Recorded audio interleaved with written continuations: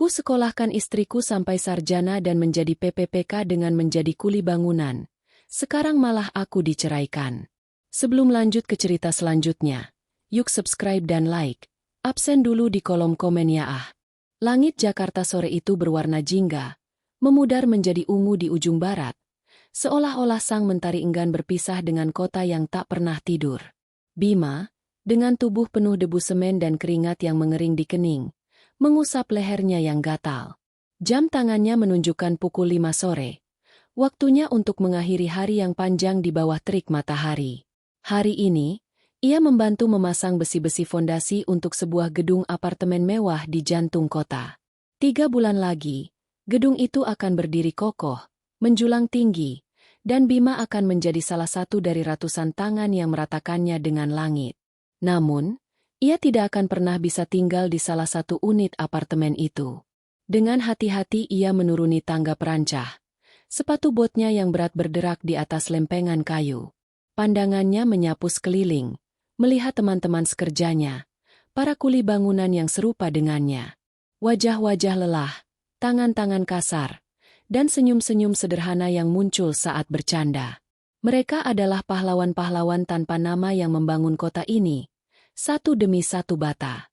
Bima, cepat amat pulangnya, celetuk Joni, teman karibnya, sambil mengayunkan palu.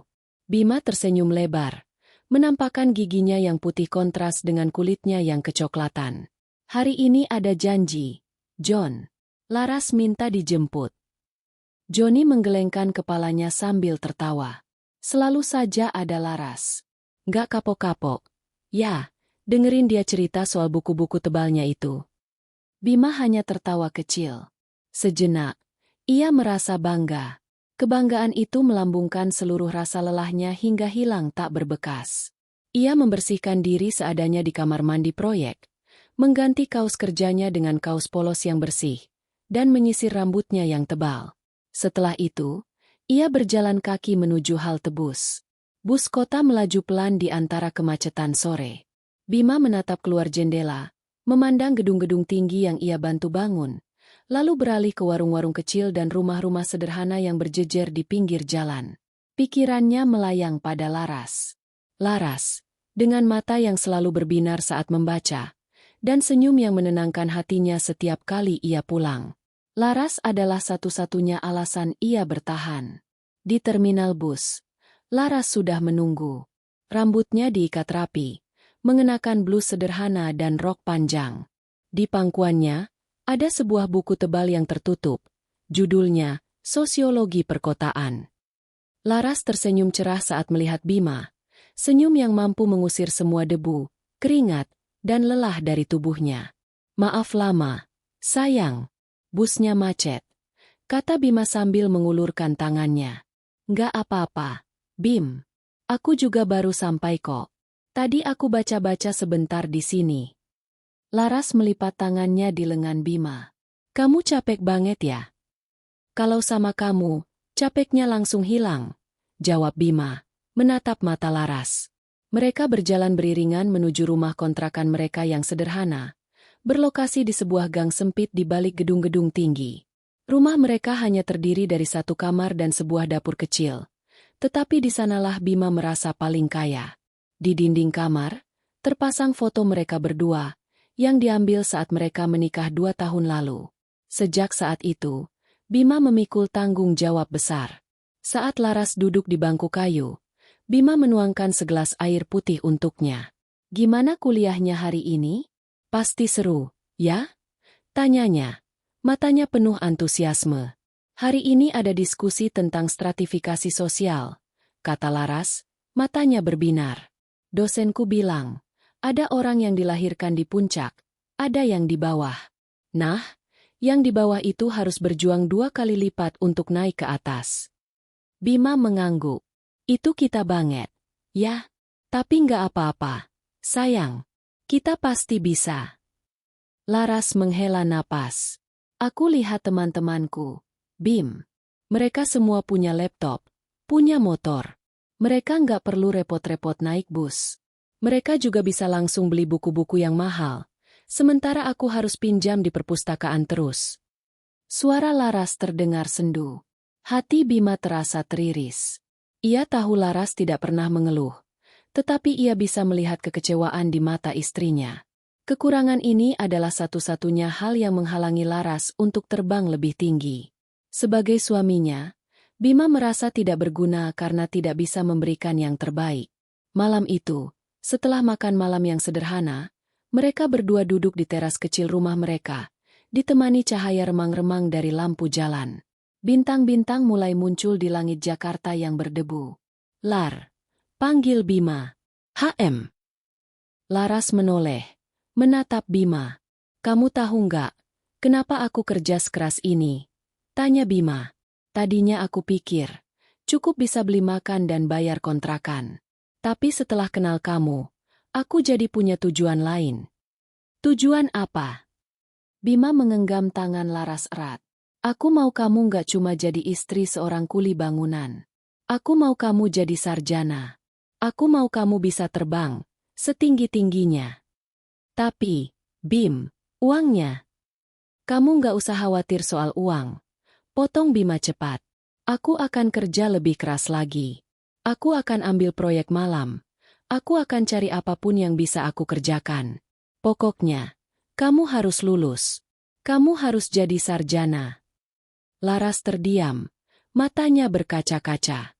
Pengorbanan Bima yang tulus terasa begitu nyata.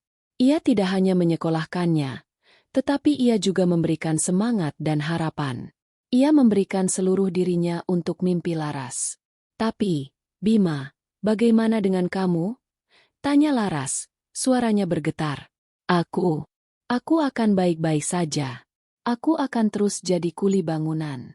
Aku akan membangun gedung-gedung ini, sementara kamu membangun masa depanmu sendiri.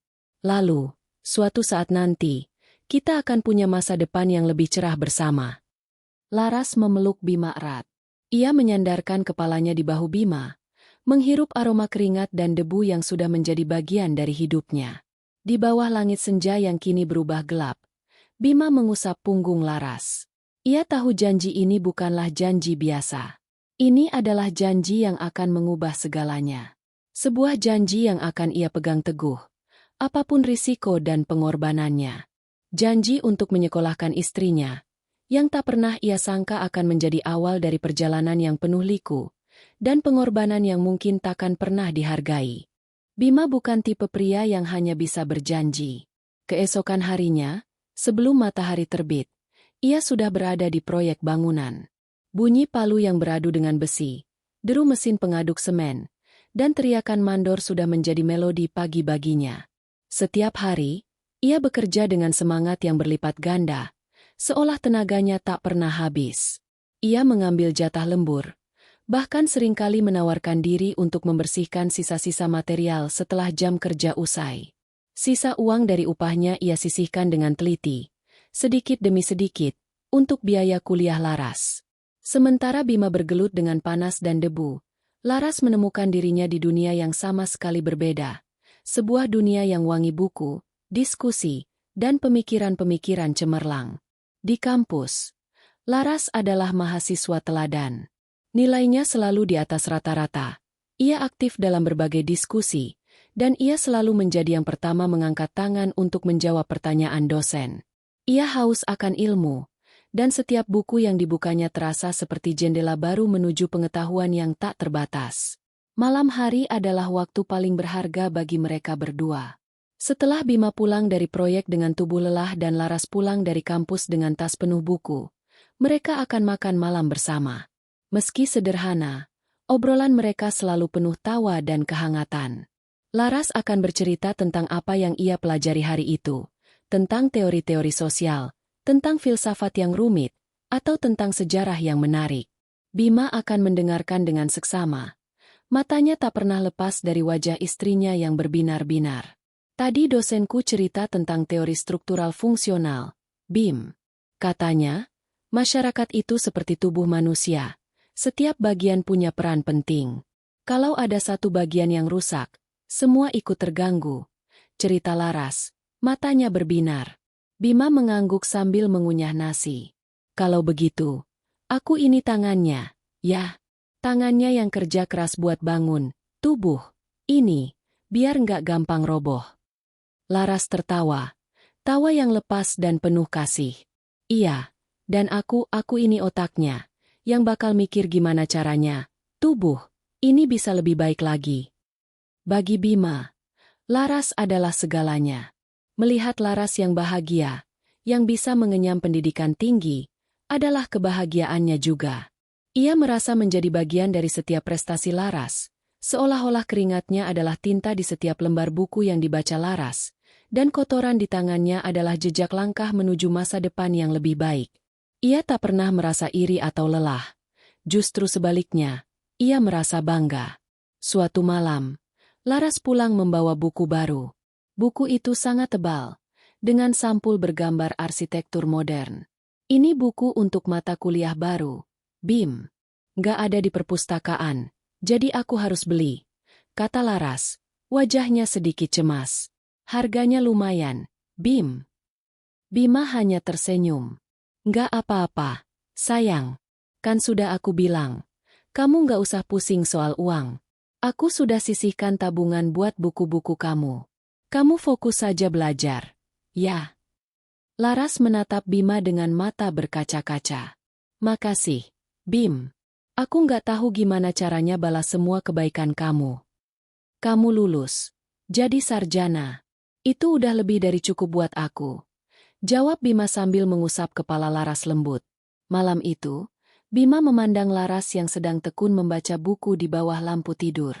Wajahnya yang damai, rambutnya yang tergerai, dan buku tebal di tangannya.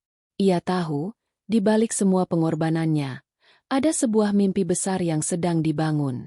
Mimpi itu bukan hanya tentang masa depan Laras, tapi juga masa depan mereka berdua. Ia merasa yakin, suatu hari nanti, semua pengorbanan ini akan berbuah manis. Ia tidak pernah tahu bahwa buah dari pengorbanannya akan terasa begitu pahit, dan bahwa Laras, yang kini ia tatap dengan penuh cinta dan harapan, akan menjadi orang yang meninggalkannya sendirian. Waktu terus berjalan, secepat deru mesin di lokasi proyek. 2 tahun telah berlalu sejak Bima membuat janji di bawah langit senja. Laras kini berada di tahun-tahun terakhirnya sebagai mahasiswi. Ia tidak lagi hanya membawa buku tebal, tetapi juga sebuah tas laptop yang dibelikan Bima secara kredit. Bima merasa bangga. Bahkan matanya berkaca-kaca saat Laras dengan canggung menunjukkan cara menyalakan dan mematikan laptop barunya. Bagi Bima, laptop itu bukan hanya sebuah benda elektronik, melainkan simbol nyata dari keberhasilan Laras. Laras, di sisi lain, mulai terintegrasi sepenuhnya ke dalam dunia kampus. Lingkungannya kini dipenuhi oleh mahasiswa-mahasiswi yang rata-rata berasal dari keluarga yang mapan. Diskusi mereka tidak lagi sebatas teori-teori sosial, melainkan juga tentang rencana perjalanan keluar kota saat liburan, tren fashion terbaru, atau kafe-kafe estetik yang sedang viral. Laras yang dulu sederhana, kini perlahan-lahan mulai menyesuaikan diri. Ia mulai mengganti blus sederhananya dengan kemeja-kemeja rapi, dan rambutnya yang dulu selalu diikat kini sering dibiarkan terurai dengan model yang lebih modern. Awalnya, Bima tidak melihat hal ini sebagai masalah. Ia justru merasa bangga. Wah, istriku sekarang sudah mirip perempuan-perempuan kantoran di gedung-gedung itu. Pikirnya penuh senyum. Ia menganggap perubahan itu sebagai bagian dari naik kelas. Sebuah hasil dari jerih payahnya dan kecerdasan Laras. Bima merasa perjuangannya tidak sia-sia. Ia sering bertanya pada Laras tentang teman-teman barunya. Tetapi Laras hanya menjawab singkat. Tadi ngobrol apa sama teman-temanmu, sayang? Tanya Bima suatu sore, saat Laras sedang asyik bermain dengan laptopnya. Oh, itu, cuma bahas tugas kelompok aja, Bim. Mereka sih kebanyakan bahas liburan. Aku nggak begitu nyambung, jawab Laras tanpa menoleh. Jawaban itu terdengar wajar. Tetapi Bima merasakan ada sedikit jarak yang tercipta.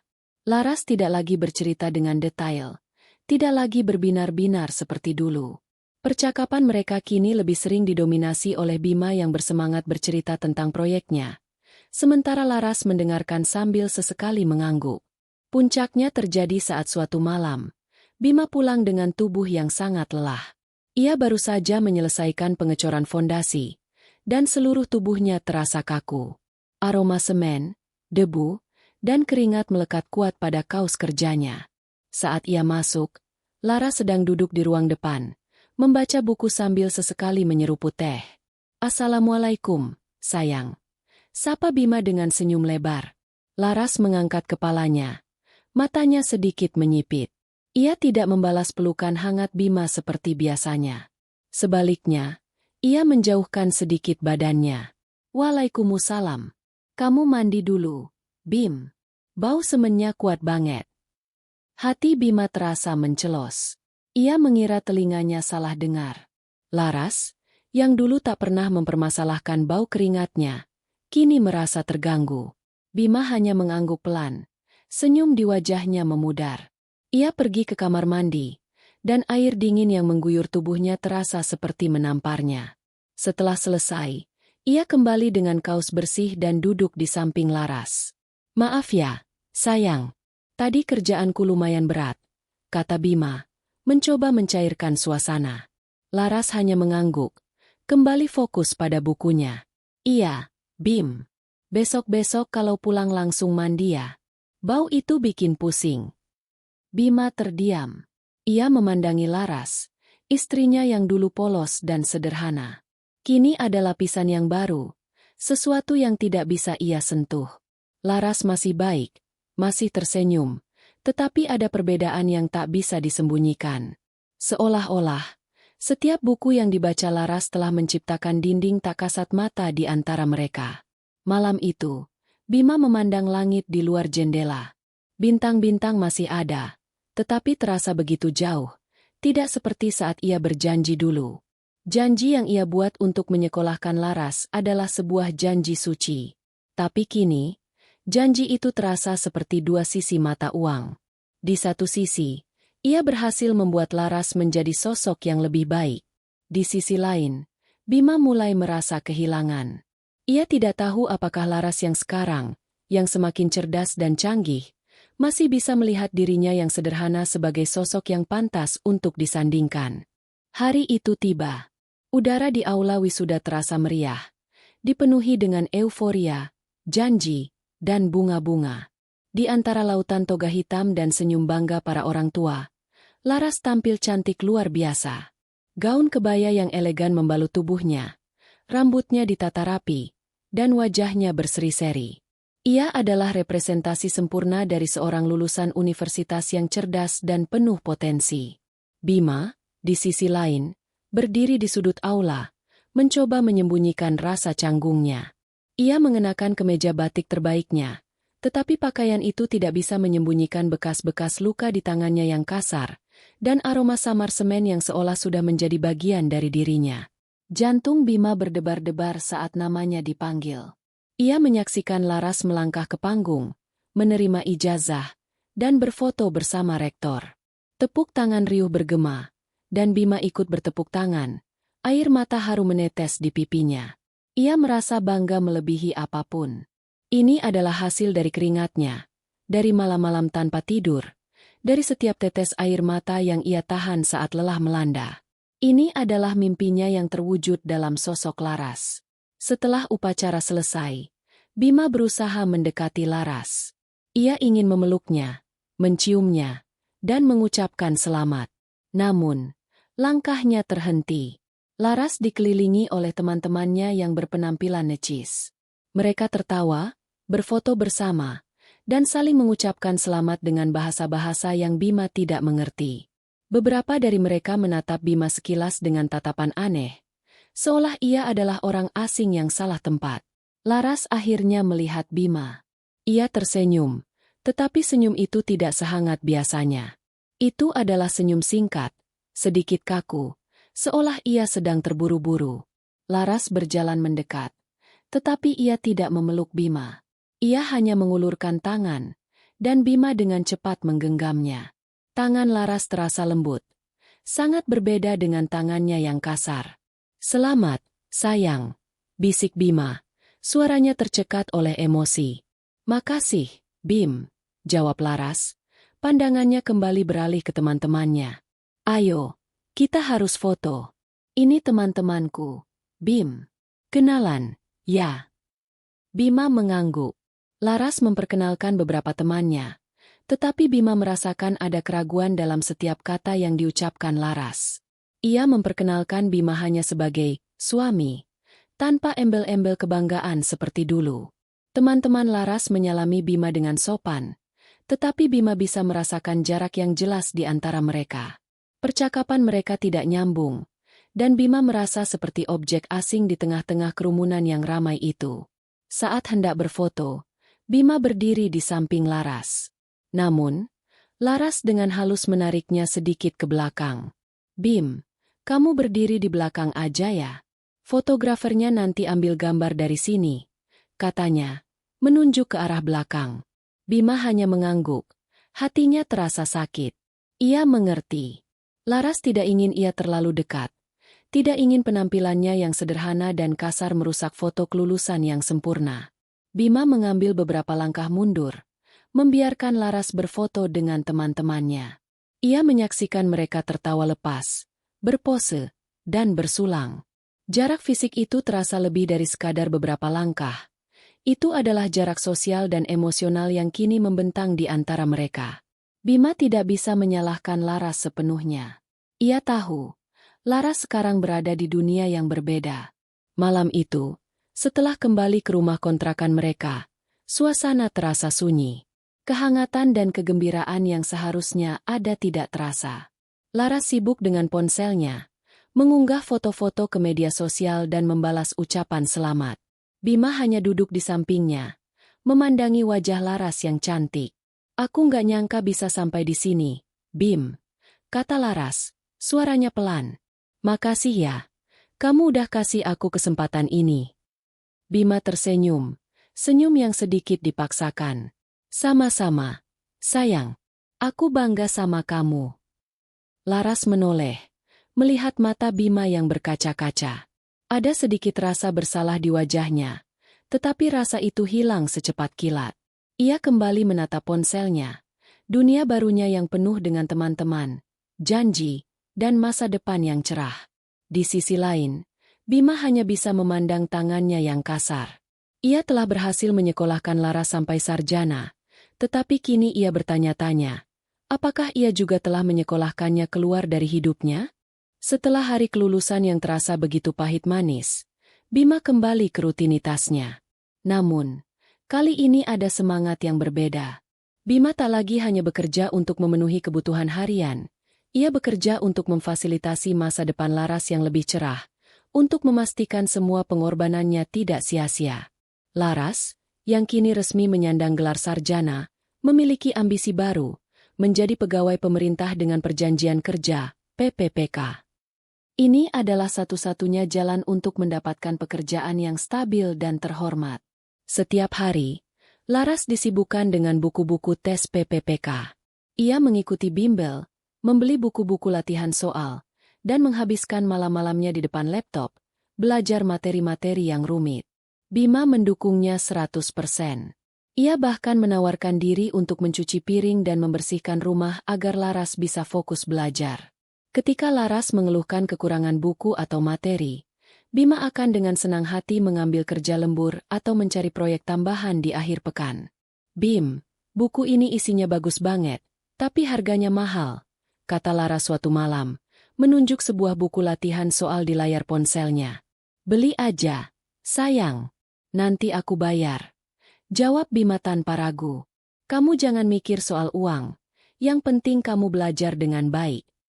Di mata Bima, pengorbanan ini adalah hal yang wajar. Ia merasa bangga bisa memberikan semua itu untuk istrinya. Di satu sisi, Bima bergelut dengan panas terik dan beban berat di lokasi konstruksi. Ia bekerja dengan tangan-tangan yang kasar, berkeringat di bawah terik matahari, dan pulang dengan tubuh yang remuk redam. Di sisi lain, Laras duduk di ruangan yang sejuk, bergaul dengan orang-orang berpendidikan, dan mempersiapkan dirinya untuk masuk ke dunia profesional yang diidam-idamkan. Jarak di antara mereka semakin jelas. Laras kini lebih sering menghabiskan waktu di luar, bertemu dengan teman-teman sesama pejuang PPPK untuk belajar kelompok. Ia seringkali pulang larut malam, dan Bima akan menunggu di teras kecil mereka, dengan segelas teh hangat di sampingnya. Kadang, Bima melihat Laras diantar oleh teman-temannya yang mengendarai mobil, dan Bima akan mengurungkan niatnya untuk menyambut Laras di depan gang, hanya agar tidak menimbulkan rasa canggung. "Kenapa nggak kamu jemput di depan gang aja, Bim?" tanya Laras suatu malam, saat ia baru pulang. "Nggak apa-apa, sayang. Kamu capek kan? Langsung masuk aja," jawab Bima. Laras hanya mengangguk, tanpa menyadari atau mungkin tidak peduli dengan perasaan yang Bima coba sembunyikan. Ia kini memiliki ambisi yang membakar, sebuah mimpi yang harus ia kejar. Mimpi itu membuat Laras semakin jauh, tidak hanya secara fisik, tetapi juga secara emosional. Ia tidak lagi sering bercerita tentang pelajaran, karena Bima tak lagi memahami istilah-istilah rumit yang ia sebutkan. Suatu hari, Bima pulang dengan tangan yang terluka. Sebuah paku besar menusuk telapak tangannya saat ia sedang membongkar palet kayu. Laras dengan cepat membersihkan luka Bima, tetapi ada perbedaan dalam cara ia merawatnya. Ada rasa cemas, tetapi bukan cemas karena kesakitan Bima, melainkan cemas karena Bima mungkin tidak bisa bekerja selama beberapa hari. "Bim, kalau tanganmu sakit, nanti gimana kita bayar biaya bimbelku?" tanya Laras, suaranya terdengar khawatir. Hati Bima terasa sakit. Ia menyadari, kekhawatiran Laras kini berpusat pada biaya, bukan pada dirinya. Namun, ia mencoba menepis rasa sakit itu. Ia meyakinkan Laras bahwa ia akan segera sembuh, dan ia akan tetap bekerja, apapun yang terjadi. Bima menyadari, mereka kini hidup di dua dunia yang berbeda. Dunia Bima adalah dunia keringat, debu, dan kerja keras fisik. Dunia Laras adalah dunia buku, ambisi, dan kerja keras intelektual. Bima tetap mencintai Laras, dan ia merasa semua pengorbanannya adalah wujud cinta itu. Ia berharap, suatu hari nanti, saat Laras berhasil, kedua dunia itu akan bertemu dan menyatu kembali. Hari yang dinanti-nanti akhirnya tiba. Laras dinyatakan lulus tes PPPK dan diangkat menjadi salah satu pegawai di sebuah instansi pemerintah. Pengumuman itu datang melalui email, dan Laras langsung berlari menemui Bima di depan gang, saat Bima baru saja pulang dengan pakaian kerjanya yang kotor. Wajah Laras berseri-seri. Senyumnya begitu lebar, dan air mata kebahagiaan membasahi pipinya. "Bim, aku lulus. Kita berhasil," seru Laras, memeluk Bima erat-erat. Ia tidak peduli dengan bau keringat atau debu yang menempel di tubuh Bima. Di momen itu, mereka hanya merasakan kebahagiaan murni, puncak dari semua pengorbanan yang telah mereka lakukan bersama. Bima membalas pelukan itu dengan penuh haru. Ia mengangkat Laras, memutarnya di udara, dan tertawa lepas. "Aku tahu kamu bisa, sayang. Aku selalu yakin." Semua rasa lelah, sakit di tangan, dan jarak yang terasa selama ini seolah sirna begitu saja. Bagi Bima, momen ini adalah bukti bahwa cinta dan kerja keras mereka telah membuahkan hasil. Mereka merayakan dengan makan malam sederhana di sebuah warung pecel lele langganan, tempat mereka sering makan di masa-masa sulit dulu. Bima membeli kue kecil dengan satu lilin, dan mereka meniupnya bersama-sama. "Ini awal dari masa depan kita yang cerah, Lar," bisik Bima. "Kita akan menabung, beli rumah yang lebih bagus, dan aku janji, kamu tidak akan pernah hidup susah lagi." Namun, euforia itu tidak bertahan lama. Setelah Laras mulai bekerja, perubahan sikapnya semakin kentara. Laras kini memiliki gaji yang stabil, seragam yang rapi, dan sebuah dunia baru yang sama sekali berbeda dengan dunia Bima. Ia mulai sering mengeluh tentang hal-hal kecil. "Bim, kenapa kamu kalau makan suka bunyi? Nggak enak didengar," keluh Laras suatu malam saat makan malam. "Makan kayak gini, rasanya lebih nikmat," jawab Bima, sedikit bingung. "Ya, tapi kan kita sekarang sudah beda, Bim. Aku kerja di kantor, bertemu banyak orang penting. Kalau kamu masih kayak gini terus, aku jadi malu," ucap Laras, suaranya dingin. Hati Bima kembali terasa mencelos. Kata-kata itu terasa seperti tusukan tajam. Ia mencoba memahami, mencoba menyesuaikan diri. Ia bahkan mulai makan lebih pelan dan lebih rapi. Namun, Ada banyak hal lain yang Laras keluhkan. Dari cara Bima berbicara, cara ia berpakaian, hingga aroma keringat yang tak pernah bisa ia hilangkan sepenuhnya. Kedinginan itu memuncak pada suatu sore. Laras baru saja pulang dari kantor. Bima menyambutnya di depan pintu. Bima melihat Laras menghela napas panjang, seperti ada beban berat di pundaknya. "Ada apa, sayang?" tanya Bima, khawatir. "Aku cuma lelah, Bim," jawab Laras, melipat tangannya. "Lelah dengan semua ini. Aku butuh ketenangan." Bima mencoba meraih tangan Laras, tetapi Laras menepisnya dengan lembut. "Bim, duduk dulu. Kita perlu bicara." Laras duduk di bangku kayu di teras mereka, tempat yang sama saat Bima berjanji akan menyekolahkannya. Namun, kali ini, suasana terasa jauh lebih dingin. Laras menatap Bima dengan tatapan yang sulit diartikan, campuran antara rasa bersalah dan tekad yang kuat. "Aku tahu kamu sudah berkorban banyak, Bim. Aku hargai itu." Laras memulai, suaranya datar. "Tapi, kita sekarang berada di dunia yang berbeda. Dunia kita tidak bisa lagi bertemu. Aku di dunia profesional, kamu di dunia. Ya, kamu tahu sendiri." Bima merasa napasnya tercekat. "Apa maksudmu, Lar? Dunia apa?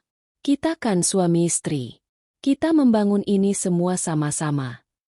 "Tidak, Bim. Hanya aku yang membangunnya. Kamu hanya memberiku modal," jawab Laras, matanya kosong. "Aku butuh seseorang yang sepadan, yang bisa aku ajak bicara tentang pekerjaan, tentang masa depanku. Aku butuh pasangan yang bisa menemaniku ke acara-acara kantor tanpa aku merasa malu. Kita sudah tidak sejalan lagi." Bima hanya bisa terdiam, tubuhnya membeku. Kata-kata itu menghancurkan semua kebanggaan, semua harapan, dan semua pengorbanan yang telah ia berikan. Ia memandangi Laras, sosok yang ia sayangi, sosok yang ia perjuangkan mati-matian, kini menatapnya seolah ia adalah orang asing. Kemenangan Laras, yang seharusnya menjadi kemenangan mereka berdua, kini menjadi awal dari perpisahan yang tak pernah ia bayangkan. Kata-kata Laras terasa seperti palu godam yang menghantam dada Bima. Hatinya hancur, tetapi ia tidak mau menyerah begitu saja. Ia menatap mata Laras, mencoba mencari sisa-sisa cinta yang dulu pernah ada. "Lar, jangan bercanda. Kita ini sudah melewati semuanya bersama. Masa kamu lupa? Dulu kamu bilang kita akan berjuang sama-sama." Bima mencoba meraih tangan Laras lagi, tetapi Laras menepisnya dengan lembut. "Aku tidak bercanda, Bim. Aku sudah memikirkannya matang-matang," jawab Laras. Suaranya kini bergetar, menyiratkan adanya keraguan di hatinya. "Dulu, aku memang butuh kamu. Aku butuh dukunganmu. Tapi sekarang, aku bisa berdiri sendiri. Aku butuh pasangan yang sepadan, yang bisa aku ajak bicara tentang pekerjaan, yang bisa aku ajak ke acara-acara kantor tanpa aku merasa malu. Kamu tidak bisa memberikan itu." Bima merasa napasnya tercekat. Ia mencoba mencerna setiap kata yang keluar dari mulut Laras. Jadi, selama ini, ia hanya dianggap sebagai modal? Bukan sebagai seorang suami, bukan sebagai partner, melainkan hanya sebagai alat untuk meraih ambisi Laras? "Jadi, selama ini, kamu cuma memanfaatkan aku, Lar?" tanya Bima, suaranya bergetar menahan amarah dan kekecewaan. "Tidak, Bim. Aku tidak pernah memanfaatkanmu." Laras membela diri, tetapi matanya menghindari tatapan Bima. "Aku mencintaimu, tapi cinta saja tidak cukup. Kita punya jalan yang berbeda. Aku harus jujur pada diriku sendiri. Aku butuh pasangan yang punya visi yang sama denganku. Dan kamu hanya seorang kuli bangunan." Kata-kata, "hanya seorang kuli bangunan," menghantam Bima telak. Selama ini, ia bangga dengan pekerjaannya. Ia bangga karena keringatnya bisa menyekolahkan Laras. Tapi kini, pekerjaan yang ia banggakan itu justru menjadi alasan mengapa ia dicampakkan. Lalu bagaimana dengan janji kita? Janji yang kamu buat di bawah langit senja itu? Kamu bilang kita akan punya masa depan yang cerah bersama. Bima mencoba mengingatkan Laras. Laras menghela napas panjang. Masa depan yang cerah itu hanya bisa terwujud kalau kita sepadan. Dan aku tidak bisa lagi sejalan denganmu, Bim. Aku sudah mengajukan gugatan cerai. Pukulan itu datang dari arah yang tidak ia sangka-sangka. Bima merasa seluruh dunianya runtuh. Ia tidak bisa berkata-kata. Air matanya, yang selama ini ia tahan, akhirnya mengalir deras. Ia tidak menangis karena Laras ingin meninggalkannya. Ia menangis karena pengorbanannya terasa sia-sia. Ia menangis karena ia telah memberikan segalanya, hanya untuk dianggap modal, dan tidak sepadan. Laras berdiri, meninggalkan Bima yang masih terpaku. Aku harap kamu mengerti, Bim. Kita akan tetap berhubungan baik. Bima tidak menjawab. Ia hanya duduk di teras kecil itu, sendirian, di bawah langit malam yang kini terasa begitu gelap dan dingin. Ia memandangi tangannya yang kasar, tangan yang telah membangun gedung-gedung tinggi, tetapi tidak bisa membangun kembali pernikahannya sendiri. Ia merasa seperti seorang arsitek yang membangun sebuah istana megah untuk ratunya. Tetapi ratu itu malah meninggalkannya begitu istana itu jadi. Malam itu, Bima tidak bisa tidur. Ia memandangi foto pernikahannya dengan Laras. Di foto itu, mereka terlihat bahagia. Bima yang gagah, Laras yang cantik dan sederhana. Mereka adalah dua orang yang saling mencintai, yang bermimpi untuk membangun masa depan bersama. Tapi, semua itu kini hanya menjadi kenangan pahit. Ia tidak tahu apa yang harus ia lakukan, selain menerima kenyataan bahwa ia telah dicampakkan, bukan karena ia tidak mencintai, melainkan karena ia mencintai terlalu dalam, sampai ia lupa, terkadang pengorbanan yang tulus pun bisa dianggap remeh oleh orang yang tidak tahu cara menghargainya. Setelah Laras pergi, rumah kontrakan mereka terasa begitu hampa. Kehangatan yang dulu tercipta di antara tumpukan buku dan debu semen kini tergantikan oleh kebisuan yang dingin dan menusuk. Bima tidak lagi bekerja. Ia menghabiskan hari-harinya dengan melamun, duduk di bangku kayu di teras, memandangi jalan yang biasa dilewati Laras. Setiap kendaraan yang lewat, setiap langkah kaki yang terdengar, seolah-olah Bima berharap Laras akan kembali. Namun, Laras tidak pernah kembali. Peralatan kerjanya, palu, sekop, dan sarung tangan, tergeletak begitu saja di sudut kamar. Debu mulai menumpuk di atasnya. Seolah-olah benda-benda itu juga ikut berduka atas apa yang terjadi. Bima tidak lagi memiliki semangat untuk bekerja. Setiap kali ia mencoba membayangkan dirinya mengangkat adukan semen atau memasang bata, ia hanya teringat pada janji yang ia buat, dan bagaimana janji itu kini terasa begitu sia-sia. Johnny, teman kerjanya, sering datang menjenguk. Ia membawakan Bima makanan, mencoba mengajaknya bicara, tetapi Bima hanya menjawab seadanya. "Bim, kamu nggak bisa terus-terusan kayak gini," kata Johnny suatu sore. "Kerjaan banyak, butuh tangan-tangan kayak kamu. Ayolah, bangkit." Bima hanya menggelengkan kepala. "Buat apa, John? Dulu, aku kerja keras buat dia. Sekarang dia pergi. Buat siapa lagi?" Johnny menghela napas panjang. "Bim, kamu kerja keras itu buat diri kamu sendiri. Buat masa depan kamu. Laras bukan satu-satunya alasan kamu hidup, Bim." Namun, Bima tidak bisa menerima kata-kata itu. Laras adalah dunianya. Laras adalah alasannya bertahan. Ia merasa pengorbanannya selama ini telah menjadikannya bodoh. Ia telah memberikan seluruh hatinya, seluruh tenaganya, hanya untuk dibuang begitu saja. Di matanya, ia tidak hanya kehilangan Laras, tetapi juga kehilangan harga dirinya. Suatu malam, Bima memberanikan diri untuk melihat-lihat media sosial Laras. Di sana, ia melihat foto-foto Laras yang tersenyum bahagia. Laras kini dikelilingi oleh teman-teman kantornya yang rapi dan berpendidikan. Mereka berpose di kafe-kafe yang cantik, di depan gedung-gedung yang Bima bantu bangun. Bima melihat Laras yang berbeda. Laras yang tidak lagi ia kenal. Laras yang kini terlihat sempurna di dunia yang Laras inginkan. Air mata Bima kembali menetes. Ia merasa seperti seorang arsitek yang membangun sebuah istana, tetapi istana itu tidak pernah ia huni. Ia hanya menyaksikan dari jauh, melihat orang lain menari-nari di dalam istana yang ia bangun dengan keringat dan darahnya. Di tengah keterpurukannya, Bima merenungkan semua yang terjadi. Ia mengingat kembali setiap janji, setiap pengorbanan, dan setiap kata-kata dingin yang Laras lontarkan. Ia merasa seperti pecundang, seorang pria yang gagal mempertahankan pernikahannya, seorang pria yang tidak sepadan. Ia tidak tahu apa yang harus ia lakukan, selain membiarkan hatinya hancur berkeping-keping. Keterpurukan Bima mencapai puncaknya saat ia duduk sendirian di teras kecilnya. Ia merasa hidupnya telah berakhir. Namun, saat itulah, sebuah ketukan pelan di pintu membuyarkan lamunannya. Mandor tua, seorang pria bijaksana yang sangat dihormati Bima, berdiri di depan pintu. Mandor itu, yang bernama Pak Rahmat, tidak banyak bicara. Ia hanya duduk di samping Bima, memandangi sekeliling kontrakan yang berantakan. "Bima, saya dengar dari Joni kamu berhenti kerja," kata Pak Rahmat, suaranya pelan tetapi penuh wibawa. "Ada apa?" Bima menceritakan semuanya, tentang Laras, pengorbanannya, dan bagaimana ia diceraikan. Ia menceritakan semuanya dengan air mata yang mengalir deras, tanpa ada lagi rasa malu. Pak Rahmat mendengarkan dengan seksama, sesekali mengangguk.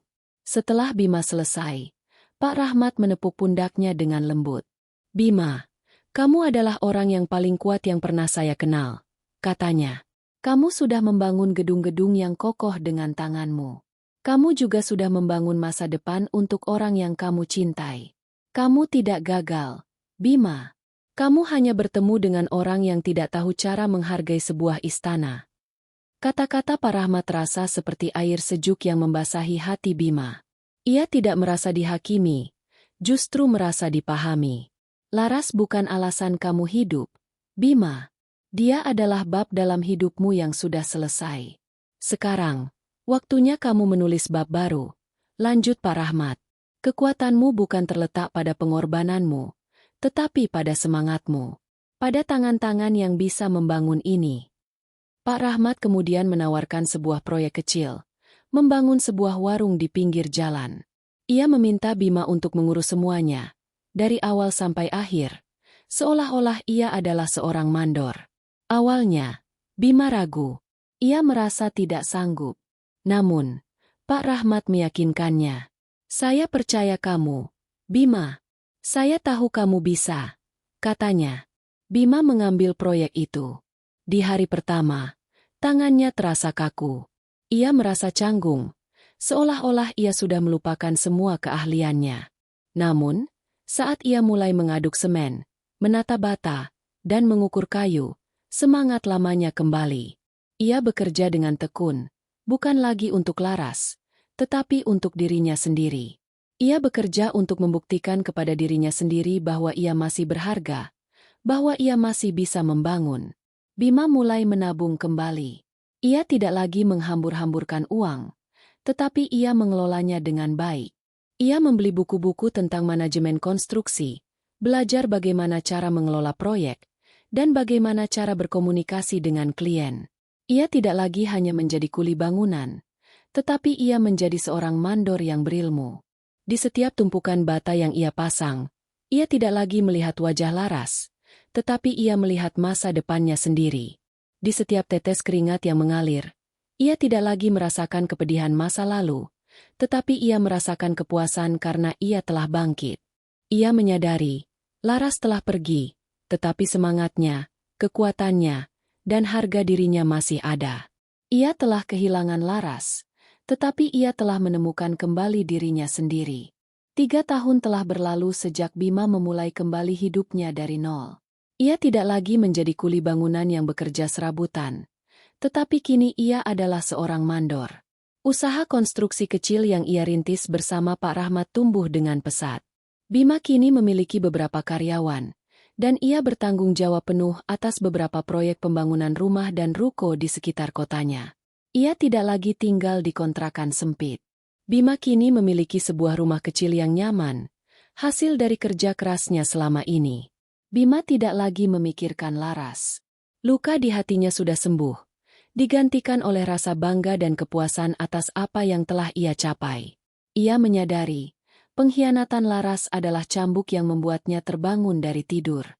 Itu adalah dorongan yang ia butuhkan untuk menyadari bahwa ia mampu menjadi lebih dari sekadar seorang kuli bangunan. Suatu sore, saat Bima sedang mengawasi proyeknya di sebuah kompleks perumahan baru, sebuah mobil sedan mewah berhenti di dekat lokasi. Seorang wanita berpenampilan anggun dan rapi keluar dari mobil. Ia mengenakan seragam PNS yang bersih, dan rambutnya tertata rapi. Wanita itu adalah Laras. Laras tidak sengaja bertemu Bima. Ia sedang mencari alamat rumah temannya, dan ternyata rumah itu sedang dalam proses pembangunan oleh Bima. Laras melihat Bima yang kini jauh berbeda. Wajahnya terlihat lebih dewasa dan penuh wibawa. Ia tidak lagi mengenakan kaos kotor, tetapi kemeja lapangan yang rapi. Tangannya yang dulu kasar kini terlihat lebih terawat, dan tatapannya penuh dengan percaya diri. Jantung Laras berdebar kencang saat melihat Bima. Ia merasa ada penyesalan yang dalam. Laras kini adalah seorang PNS yang sukses. Ia memiliki karir yang stabil, tetapi hidupnya terasa hampa. Ia tidak pernah menemukan cinta yang setulus cinta Bima. Ia menyadari, ia telah membuang permata yang paling berharga demi sebuah ambisi yang kini tidak terasa semanis dulu. Bima melihat Laras, tetapi ia tidak menunjukkan emosi apapun.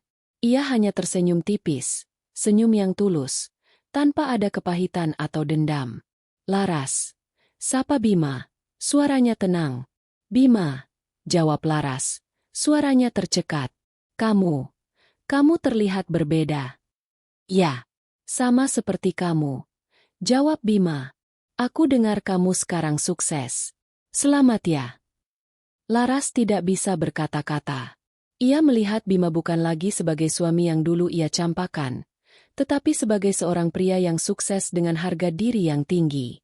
Ia ingin meminta maaf. Ia ingin menjelaskan semuanya. Tetapi, ia menyadari, semua itu sudah tidak penting. Babak kehidupan mereka sudah selesai. Bima menatap Laras, melihat wajahnya yang cantik, dan ia tidak merasakan apa-apa. Tidak ada lagi cinta, tidak ada lagi dendam. Hanya ada rasa ikhlas dan sebuah pelajaran hidup yang berharga. Aku harus kembali bekerja, Laras, kata Bima, sambil menepuk pundaknya dengan lembut. Semoga kamu bahagia. Laras hanya bisa memandang Bima yang berjalan kembali ke proyeknya. Ia melihat Bima memimpin para kuli bangunan dengan semangat, memberikan arahan, dan tersenyum. Di mata Laras, Bima bukanlah lagi kuli bangunan yang hina, tetapi seorang pria yang telah bangkit dari kehancuran, membangun kembali hidupnya, dan menemukan kebahagiaan sejati. Bab hidupnya dengan Bima telah usai, tetapi babak baru Bima telah dimulai. Babak yang Bima tulis sendiri, dengan tangan-tangan yang pernah ia remehkan, dan dengan hati yang kini jauh lebih kokoh dari bangunan manapun.